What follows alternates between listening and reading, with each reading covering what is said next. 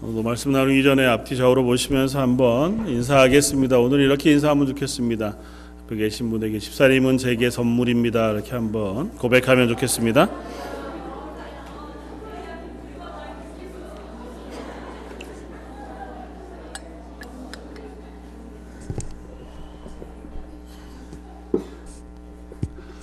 하나님께서 저와 여러분들을 위해서 우리 옆에 있는 성도들을 선물로 보내주신 줄 믿습니다. 올해를 시작하면서 송구영신 예배 때에 목회자들하고 당회원 장로님들이 특별 찬송을 한 적이 있었습니다. 무슨 찬양을 했는지 기억이 나시나요? 네, 은혜 아니면. 우리의 삶이 또 특별히 목회자로 혹은 앞선 직분자로 아니면 그리스도인으로 살아가는 삶이 은혜가 아니면 불가능하겠다 하는 고백을 가지고 시작을 했는데요. 어느 틈엔가 이제 가을이 지나가고 있습니다. 돌이켜보면서 정말 하나님의 은혜 가운데 지난 날을 생각해 봅니다. 혹 오늘 말씀을 나누는 가운데 오늘 제목을 그러나 은혜로 이렇게 잡았습니다. 우리의 삶 가운데 혹 침체한 자리에 있거나 혹은 힘겨운 자리에 있다면 오늘 말씀을 나누는 가운데 그래도 하나님의 은혜로 우리가 세워지고 또 회복되어지고 살아갈 수 있다고 고백할 수 있는 저와 여러분들 되시기를 주님의 이름으로 부탁을 드립니다. 한국의 어머니는 소풍중이라고 하는 책을 쓴 황교진이라고 하는 형제가 있습니다. 제가 잘 아는 분은 아니고요. 비슷한 동네에 살기는 했지만 어머님이 1997년 정도쯤에 일을 하시다가 쓰러지셨어요. 그리고 이제 거의 움직이지 못하는 상태로 중환자실에 그 다음에 요양병원으로 그것도 안 돼서 가정으로 왔다가 다시 요양병원으로 한 20여 년 동안 그렇게 못 움직이는 상태로 계셨어요. 그래서 이 형제는 그때부터 지금까지 어머니의 손발이 돼서 지극정성으로 어머니를 보살펴 드리면서 자기의 신앙 고백을 담아 쓴 책이 어머니는 소풍중이라는 책이었는데요. 어머니 말씀을 하시는 것도 아니고 그렇다고 의식이 있으신 것도 아니고 그러니까 병원에서는 이제 더 이상은 치료하는 것을 멈추어 놓은 상태임에도 불구하고 그 형제는 자기가 이제 어머니가 내게 옆에 계시다는 것 그리고 내가 할 수 있는 한 최선을 다하는 것이 자기의 삶이라고 생각을 했던 것 같아요. 자기의 생업도 사실은 제대로 못했겠죠. 20년 동안이었으니까요. 어머님이 지난주에 하나님 부르심을 받으셨어요. 그래서 그 어머님 돌아가시고 나서 이제 장례를 치르고 나서 이렇게 글들을 써서 올려놓았는데 그 글들 속에 제일 많이 등장하는 것 가운데 하나가 축복, 또 감사, 은혜였습니다. 그 마음을 다 알 수는 없지만 그 어머니가 내게 있었기 때문에 자기의 울타리가 되어주셨고 자기의 삶을 은혜 가운데 지내갈 수 있었다 고백하고 또 그 나 혼자가 아니라 주변에 있었던 숱한 사람들의 기도와 격려 또 때로는 물질로 도와주고 또 마음으로 함께 해주었던 숱한 사람들의 위로가 자기를 이 자리까지 흔들리지 않고 무너지지 않고 오게 했다 그렇게 고백하더라고요. 그래서 마지막에는 자기 아내에 대한 감사의 이야기들을 썼습니다. 그러니까 아내라고 결혼할 때부터 지금까지 남편은 계속 어머니에게 매어 달려 있었으니까 모든 관심이 거기에 그리고 가가지고 2시간씩 3시간씩 몸이 상하지 않도록 주무르고 닦고 그러고 오면 녹초가 돼 집에 오면 그냥 잠을 자야 되는 상황이었으니까 아내는 참 답답했겠죠. 그러면서 자기 아내가 그 시간들을 견뎌주고도 여전히 기도의 동반자로 옆에 있어준 것에 대한 감사의 이야기들을 하더라고요. 하나님 앞에서 저와 여러분들의 삶도 어쩌면 겉으로 보기에는 남들이 볼 때 야, 참 하나님 앞에 은혜받은 복받은 삶이다 그런 자리가 아닐지 모르지만 그 모든 자리가 하나님의 은혜 가운데 거하는 자리인 줄 믿습니다. 하나님께서 우리를 한 번도 놓지 않으시고 저희들을 향하여 베푸실 은혜들을 거두시지 않으신 하나님이신 줄 알기에 오늘 말씀을 나누면서 저희 속에 허락하신 은혜들을 다시 한번 되새겨보고 또 그것이 우리 속에 다시 한번 새롭게 확인되어지는 시간이 되어졌으면 좋겠습니다. 오늘 본문은 고린도 교회에 보낸 사도 바울의 편지 가운데 하나이고요. 사도 바울은 고린도 교회를 향해서 여러 번의 편지를 합니다. 그 가운데 고린도전서는 한 4-5번의 편지 가운데 2번째 편지쯤으로 알려져 있고, 고린도 교회에 편지를 하게 된 이유는 사도 바울이 전도 여행 가운데 고린도에 가서 사람들에게 복음을 전하고 교회를 세웠습니다. 그러니까 가정에서 이제 교회가 시작됐죠. 그런데 그 교회를 잘 세워가는 와중에 그 고린도에 있는 유대인들에 의한 박해가 시작이 됐어요.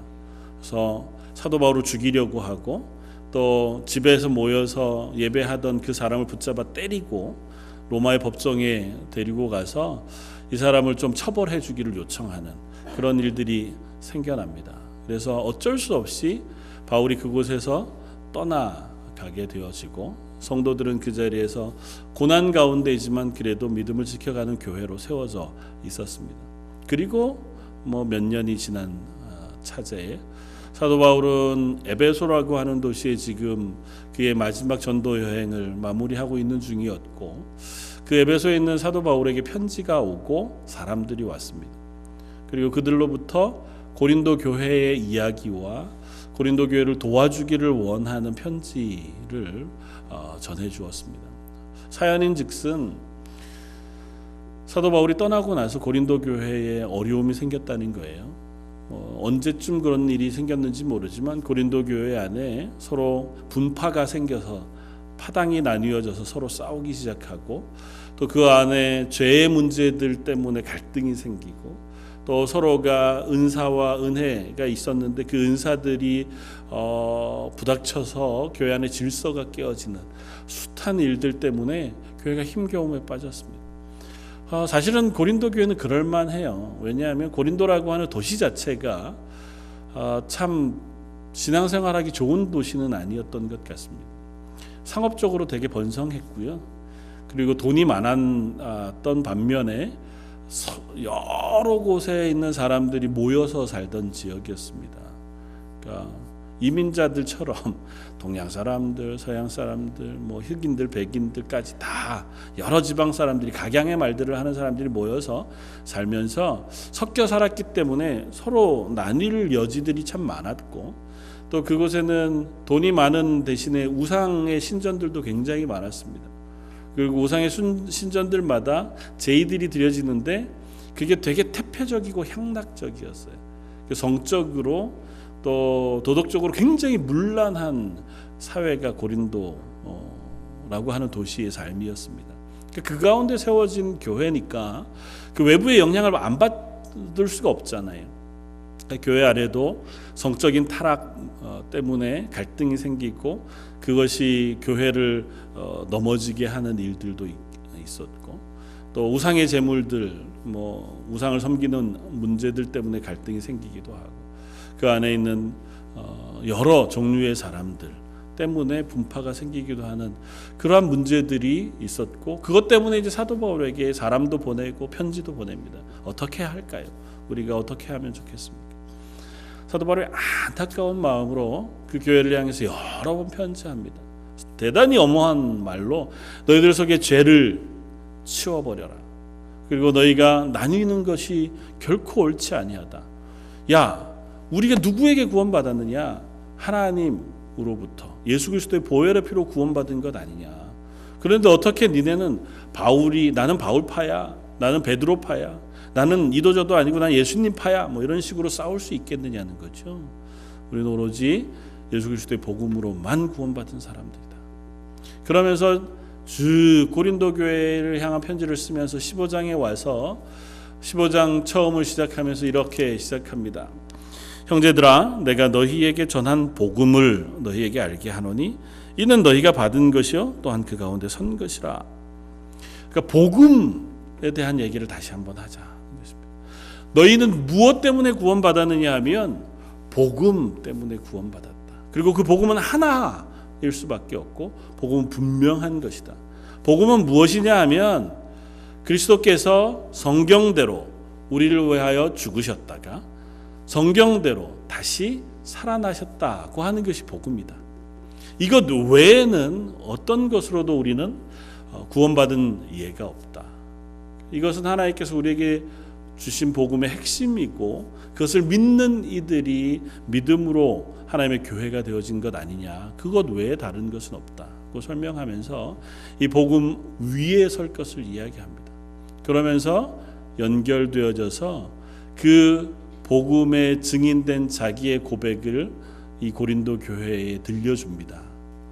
오늘 본문은 부활에 대한 이야기들을 쭉 들려주면서 사도 바울의 자신의 신앙의 고백을 이 고린도 교회에 들려줘요. 그러면서 이야기합니다. 오늘 본문 앞쪽에 예수 그리스도의 부활이 얼마나 확실한가 하면 이 사람들도 보았고 저 사람들도 보았고 하나님께서 부활하신 예수님을 온 사도들에게 보여주셨다. 그리고 8절 맨 나중에 만삭되지 못하여 난 자 같은 내게도 보이셨느니라.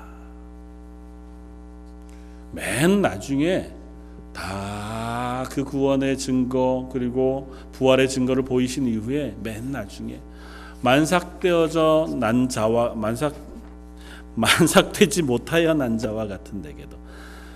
표현이 되게 어렵는데 요즘 안 쓰는 표현인데 그 칠삭둥이 같다는 얘기죠. 정상적으로 태어나지 못해서 난 정상적이지 못한 사람, 그러니까 나같이 못난 사람에게도 나타나 주셨느니라고 고백해요. 그리고 이것이 바로 사도 바울이 고백하는 은혜의 고백입니다. 사랑하는 성도 여러분, 이 사도 바울의 고백이 저 여러분들 속에도 동일한 고백으로 드려질 수 있기를 바랍니다. 사도 바울은 적어도 이 고백을 통해서 두 가지 사실을 명확하게 고백합니다. 하나는 내가 만삭되지 못하여 난 자와 같다고 하는 자기 고백이에요. 그건 뒤이어서 이렇게 설명되어집니다. 9절에 나는 사도 중에 가장 작은 자라. 나는 하나님의 교회를 박해한 사람이다. 그렇게 부연 설명합니다. 그러니까 나는 사도기는 해요. 그리고 교회를 향하여 복음을 전하고 그들을 권면하고 세워가는 사람이기는 하지만 사실은 나에겐 그럴 자격이 없는 사람입니다 고 하는 자기 고백을 하는 거죠. 심지어 나는 인간적으로도 만삭되지 못하여 난 자와 같은 부족한 사람이에요. 거기에 더해서 교회에서 보기에는 그야말로 원수와 같은 존재입니다. 교회를 박해하는 데 앞장섰던 사람인 거죠. 실제로 사도 바울이 교회를 박해하는 데 앞장섰던 증거들을 우리는 사도행전에서 여러 번 찾아볼 수 있습니다.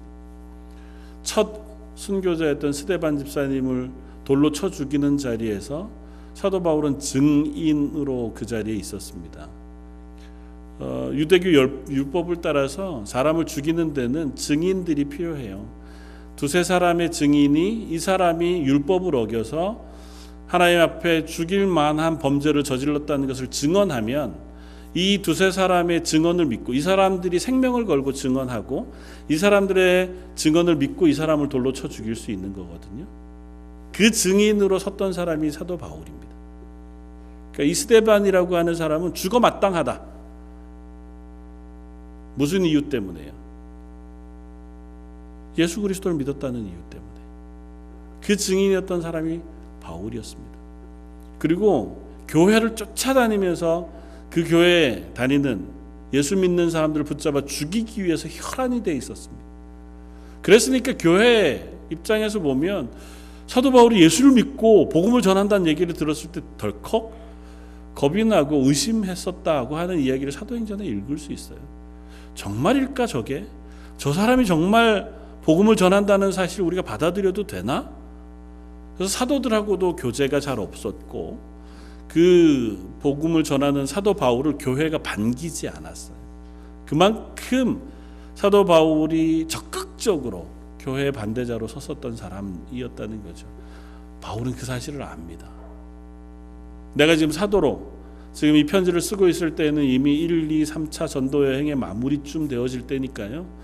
사도 바울이 사도로서의 사역을 마무리할 때쯤이 얼마 지나지 않아서 로마로 압송되어져 가고 그곳에 순교를 하게 되어지니까 사도 바울은 사도로 꽤 긴 시간을 지금 섬겼습니다. 복음을 증거하고 교회를 세우고 그 복음의 증거들이 얼마든지 드러나는, 이제는 뭐 시쳇말로 대형 교회 목회를 힘있게 오랫동안 했어요. 그러니까 누구도 의심하지 않을 만한 그분의 사역자로서의 삶, 그리고 복음을 전하는 사도로서의 삶을 인정해 줄 만한 때예요.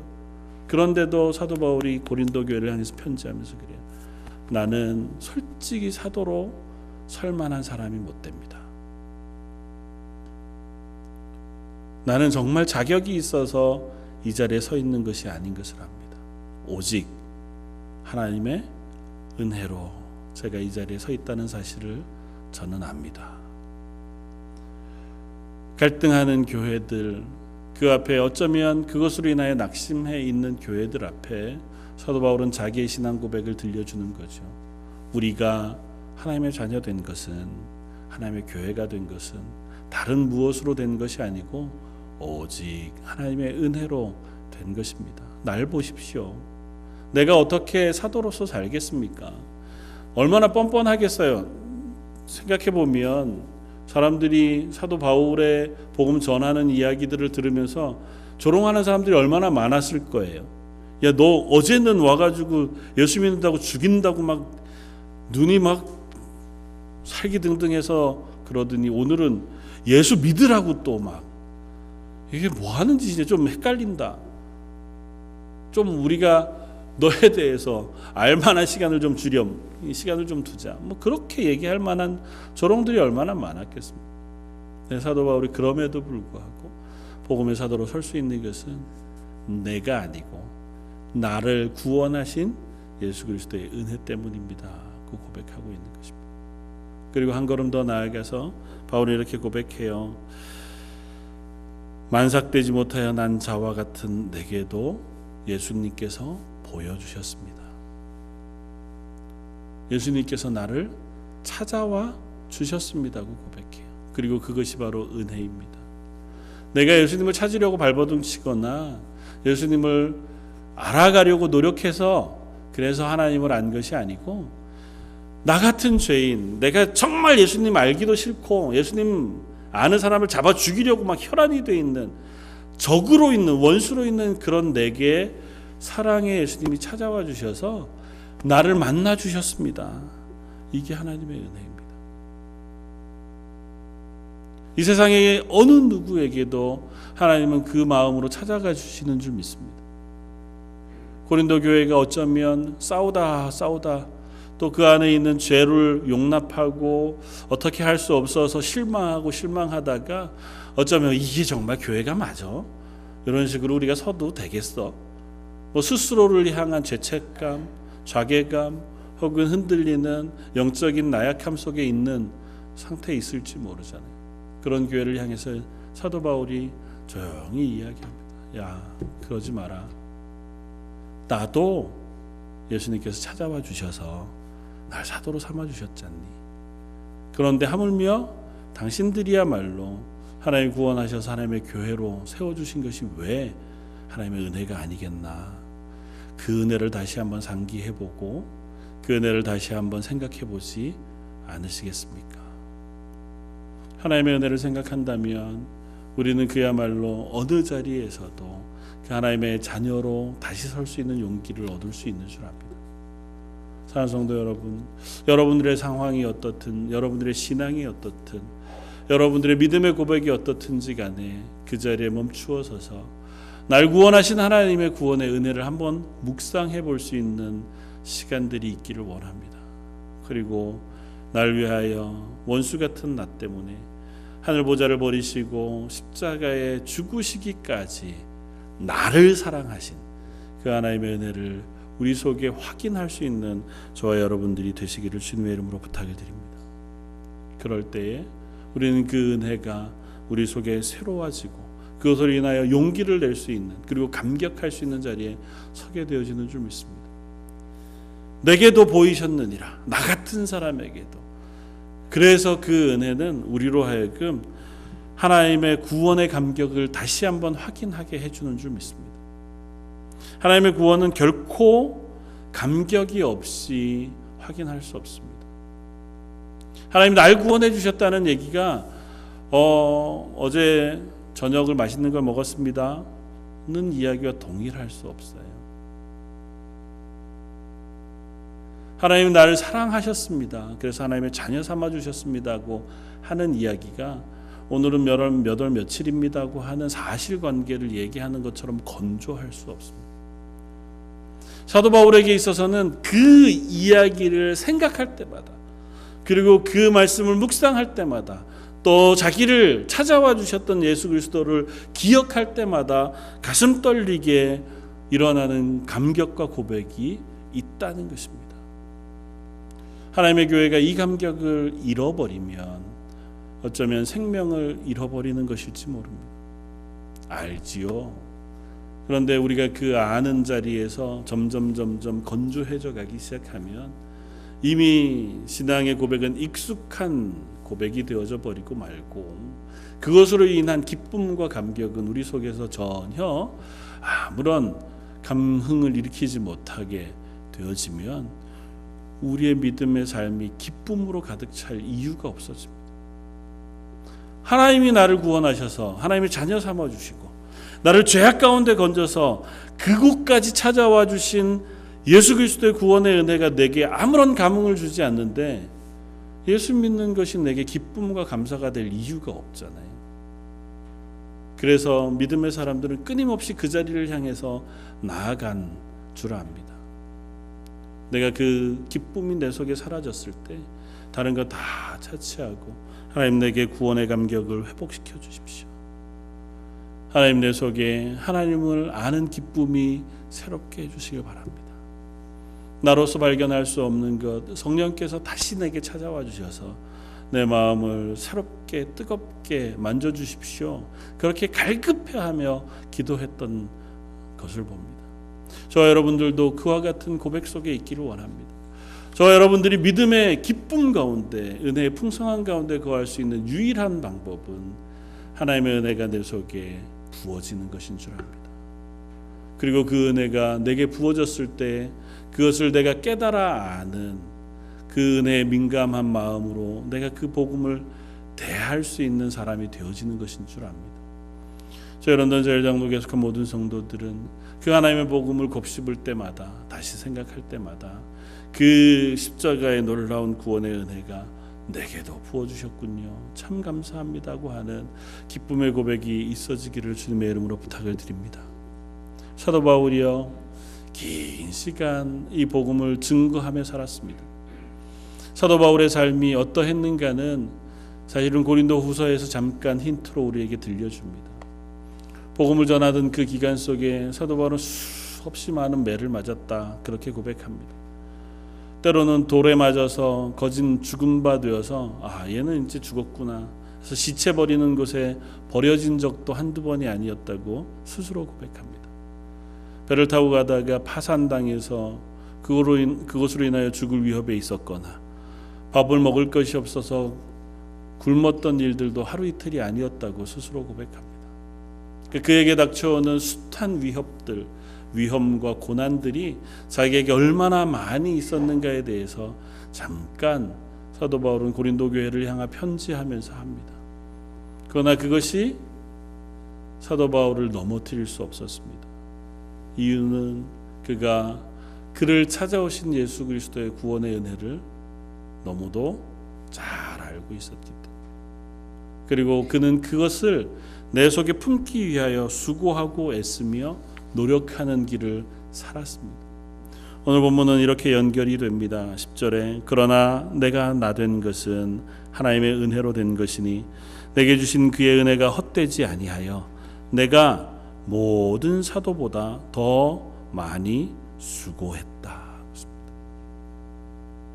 하나님의 은혜가 내 속에 있어서 그 은혜가 헛되지 않아 나를 다른 어떤 사도들보다 더 수고하게 했다고 고백합니다. 그러나 그 수고가 내가 한 것이 아니에요.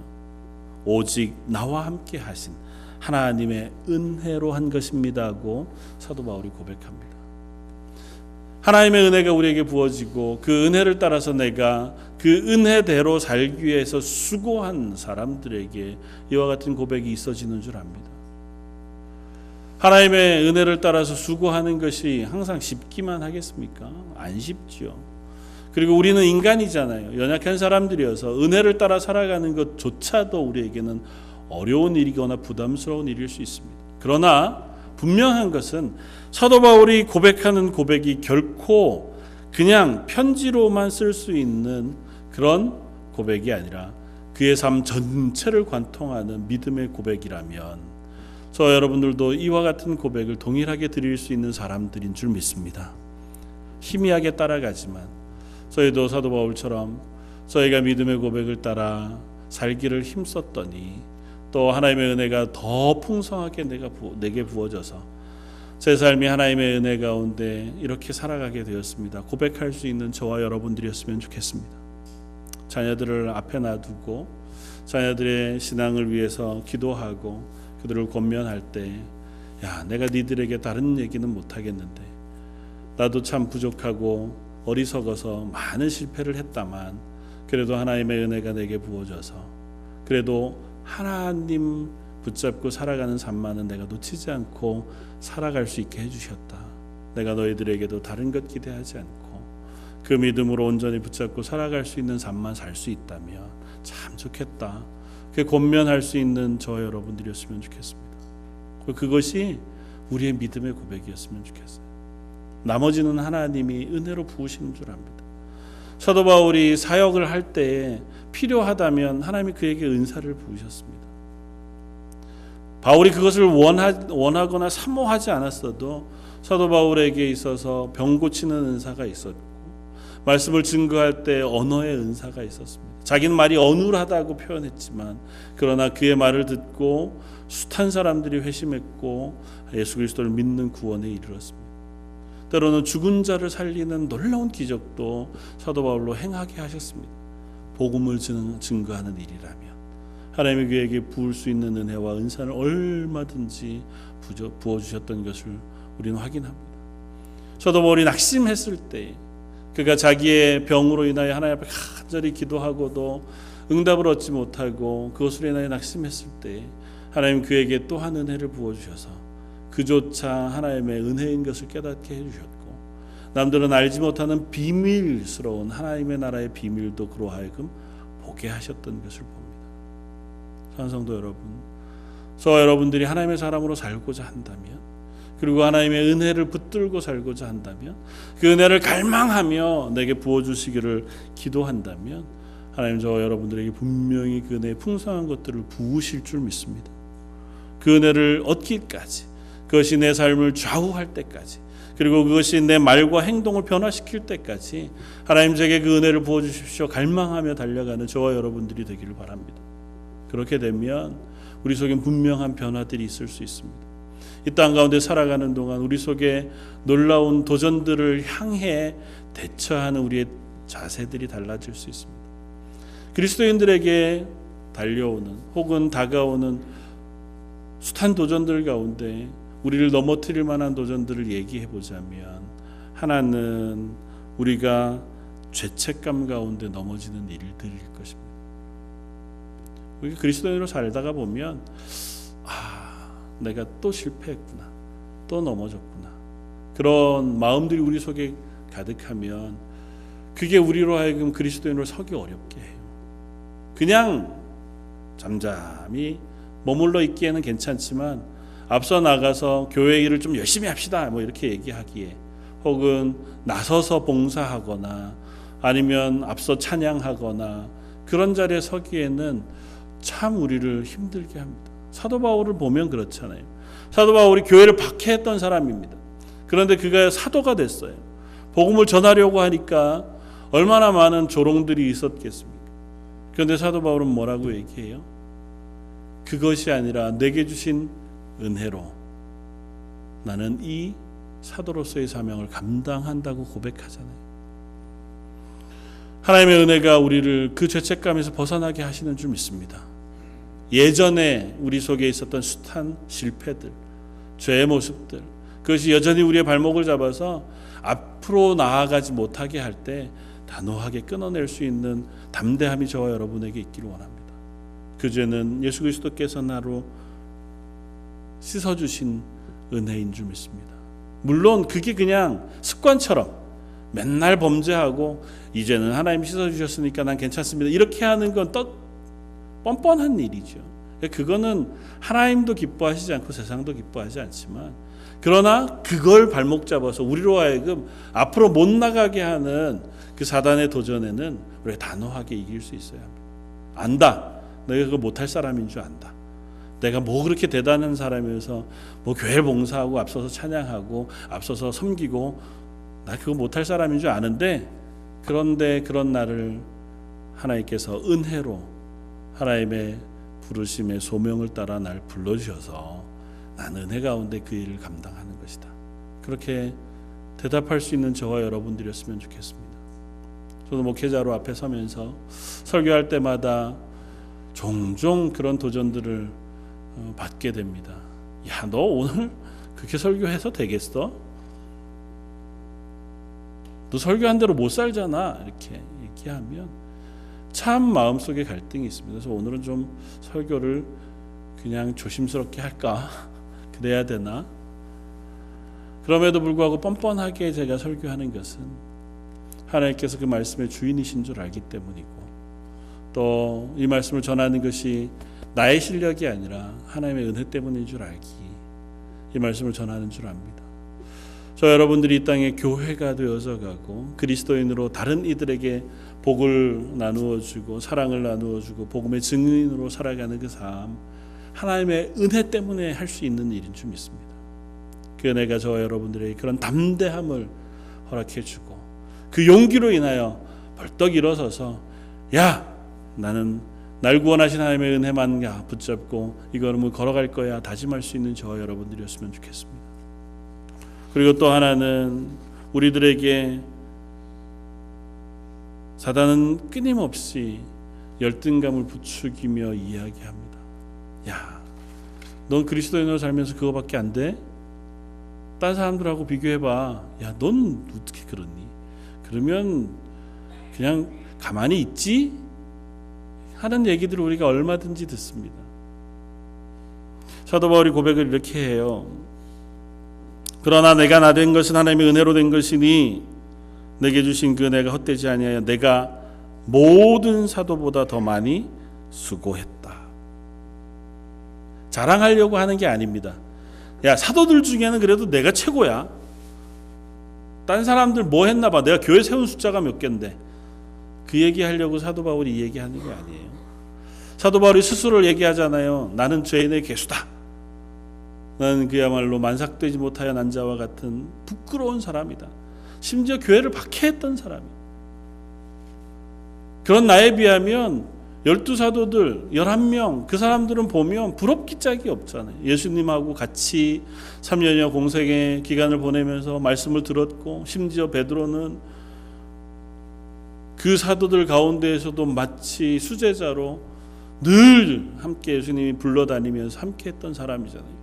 요한은 예수님이 나를 제일 사랑했어 라고 하는 자부심을 가졌던 사도이기도 하고, 그 사도들이 말하고 고백하고 행하는 것에 비하면 나는 그야말로 남들이 모르는 그 비밀스러운 가운데 예수 그리스도 부활하신 예수님을 만나기는 했지만 남들 앞에 내세울 게 하나도 없어. 심지어 유대인들이 나를 그렇게 반기지 않아서 어쩌면 뭐 그건 아니지만 예루살렘에 복음을 전하고 유대인들에게 복음을 전하는 게 아니라 이방인들에게 복음을 전하는 사도가 되어졌는지도 모르겠다. 그러나 바울에게 그것이 문제가 되지 않을 수 있었던 것은 하나님이 나를 사도로 세우셨기 때문에, 그를 세우셨던 하나님이 나도 세우셨습니다 하는 고백이 사도 바울에게 있었던 줄 압니다. 베드로 혹은 야고보, 그들을 교회의 지도자로 세우신 것처럼 나도 또한 하나님의 복음의 증거자로 세우신 줄 알기에 그들에게 내가 인정받으려고 애쓰지 않았고, 그들과 비교해서 더 나은 자리에 서고자 노력하지도 않았다고 하는 사실을 사도 바울은 고백합니다. 사랑하는 성도 여러분, 저와 여러분들이 그리스도인으로 살아가고 혹은 직분을 담당하고 혹은 교회의 어떤 일들을 감당할 때 우리는 자주 서로를 비교하게 되어지는 자리에 섭니다. 누구는, 아니면 저 사람은, 거기에 비하면 나는 왜 이렇게밖에. 그러나 그것, 하나님께서 보시는 것은 우리의 눈과 다르다는 사실을 기억하십시오. 하나님, 우리의 중심을 아시는 하나님이신 줄 믿습니다. 우리가 선자리에서 애써 고백하는 믿음의 고백을 하나님 기뻐 받으시는 하나님이신 줄 믿습니다. 여전히 부족하지만, 여전히 연약하지만 그 자리에서 발버둥 치면서 하나님의 은혜를 사모하는 우리의 기도를 하나님 기뻐 받으시는 줄 믿습니다.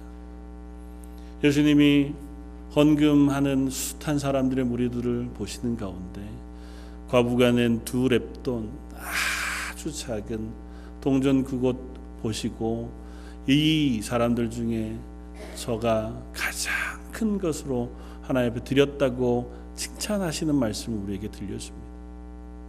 그 마음의 중심이 어떠한가에 따라서 하나님은 우리를 평가하시는 평가가 다르신 줄 압니다. 저 여러분들이 어떤 때에는 좀 힘있게, 정말 멋지게 남들 앞에 그냥 내놓게 그렇게 하나님의 일들을 감당하고 싶을 때도 있고, 또 아니면 그런 일들로 나를 좀 세워보고 싶은 때도 있지만, 어쩌다가 보니 우리는 그냥 예배하는 자리에 서는 것만으로도 지치고 또 그것도 애써야 되고 수고해야 될 자리에 서 있는지도 모르겠습니다. 그러나 그 자리에서 수고하는 나의 수고를 하나님께서 예배로 받으시는 줄 믿습니다.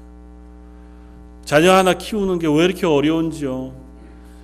교회에 나온 청년들을 좀 잘 막 이렇게 믿음으로 양육하고 가르치고 싶은데 정작 내 자녀 하나 이것 신앙으로 잘 키우는 일도 내겐 버거운 일이어서 그렇게 힘겨워하고 어려워할 만할 때 그 자녀를 위하여 기도하게 하시는 것이 하나님이 내게 맡기신 사역인 줄 알고, 그래도 나는 그 자녀를 위하여 기도합니다. 그 기도하는 것을 하나님의 은혜로 또 복으로 받으실 줄 믿고 그 자리에 설 수 있는 저와 여러분들이었으면 좋겠습니다. 그리고 그 자리에서만 멈추지 말고 그 자리에 서서 우리의 수고를 다 할 수 있는 저와 여러분들이기도 했으면 좋겠습니다. 바울이 그렇게 고백하는 것처럼 모든 사도들보다 내가 더 많이 수고했다. 내 노력이 아니라 하나님의 은혜로 그렇게 수고했다고 고백하는 그 고백도 저와 여러분들의 것이었으면 좋겠습니다. 내가 열심히 하나님 앞에서 믿음으로 살기 위해서 애씁니다고 하는 고백이 저와 여러분들에게 있었으면 좋겠습니다. 하나님 은혜를 부으셔서 제가 이 자리에서 하나님 앞에 충성을 다할 수 있는 사람 되게 해주십시오. 내게 맡기신 자리, 장로님들은 장로님들로서의 그 자리에서, 권사님들은 권사님들로서의 그 자리에서, 혹은 집사님들은 집사님들로, 혹은 교사들은 교사로, 성가대는 성가대원으로, 찬양대는 찬양팀으로, 또 남녀 선교회는 각자 그 선자리에서, 혹은 오늘 하루 내가 예배하는 아버지로 어머니로 그 자리에서 하나님 앞에서 믿음의 길들을 신실하게 가기 위하여 충성되이 일하는 저 여러분들이 될 때에 하나님 저 여러분들을 귀한 은혜로 덮어주실 줄 믿습니다. 그리고 마지막으로 오늘 저희 칼럼에 안정망이라고 한 글을 썼는데, 그 길을 걸어갈 때 저와 여러분들에게 위로자와 격려자들을 붙여주시는 줄 믿습니다. 먼저는 하나님이 우리의 위로자와 격려자로 우리 가운데 와 계신 줄 믿고요. 그런 위로와 격려를 옆에 있는 성도들을 통해서 또한 저희들에게 해주시는 줄 믿습니다. 제가 여기 캐나다 와 있는 동안 제 외할머님께서 돌아가셨는데 제가 못 찾아뵀어요. 네, 그 외할머님 연세가 많으셨는데 제가 목사 안수를 받고 나서부터 그 외할머님 저에게 존대하셨어요. 그 손자인데 제가 목사 안수를 받고 나서 그때부터는 저하고 대화하실 때 늘 존대하시면서 대화하셨어요. 그러면서 목회자인 너를 위해서 평생을 위해 기도하시겠다고, 저를 위해서 기도해 주시는 기도를 한 번도 쉬지 않으셨다고. 근데 다행히 저만이 아니라 목회자가 하도 많아서요, 저희 가정에 다들 위해서 기도하신 줄 알지만 전 그 마음이 너무너무 늘 힘이 되었습니다. 제가 잊고 있을 때, 제가 잘 알고 있지 못할 때, 제가 캐나다 와서 목회하고 있는 그 자리 한 번도 여기 못 오셨고 저도 여기 있는 동안 한 번도 가서 뵙지 못했지만, 그러나 제가 선 자리, 제가 선 교회, 제가 섬기는 성도들을 위해서 늘 기도해 주신다, 그렇게 말씀하셨습니다. 여러분들이 알지 못하는 그 누군가가 여러분들을 위해서 기도하는 줄 믿습니다. 그 하나님이 그런 사람들을 우리의 믿음의 안전망으로, 우리의 은혜의 동반자로 붙여주신 줄 믿습니다.